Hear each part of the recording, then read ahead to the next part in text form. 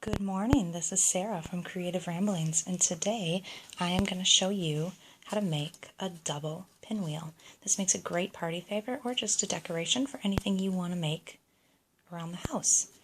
What you're going to need is some double-sided paper, something with a pretty pattern on both sides, and two pieces of them in squares. I chose to make my squares 4 inches by 4 inches. You're also going to need a scissors, a ruler, a pencil, and I'm going to show you two versions of this. You can either use a brad or a thumbtack to make either of these versions, and I'll show you both ones. An optional tool you can use is, this is for brads specifically. You've got a sharp end on the edge here to punch holes with, and then this part here helps you push your brad in place.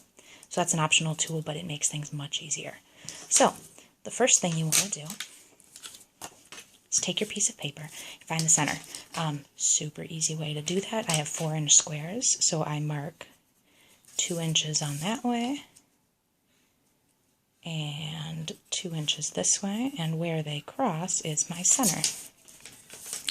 I always use a piece of cardboard when I use my brad tool. I'm going to push a hole right in the center there. You can also use a very small hole punch for this project.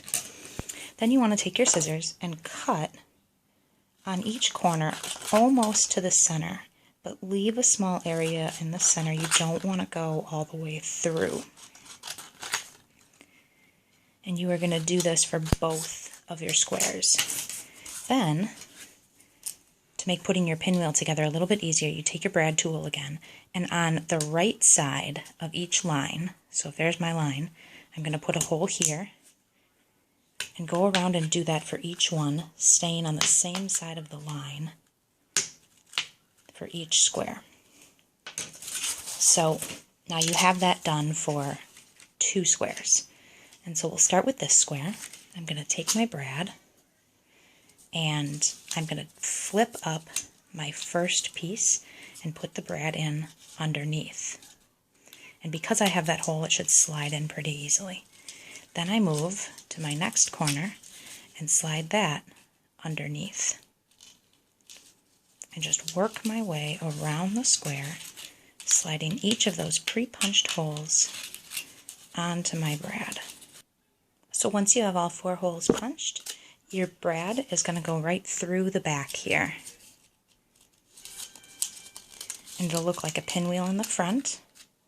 And you flip it around, and now this is where this cool brad tool comes in. You take this part on the end and you can separate those pieces there and make it nice and flat and tight. But because we're making a double pinwheel, I now want to take my second piece and add it along here. So same thing, I flip up my first corner and add it this time right to the back of this corner, and just work your way around the square just like you did on the first one.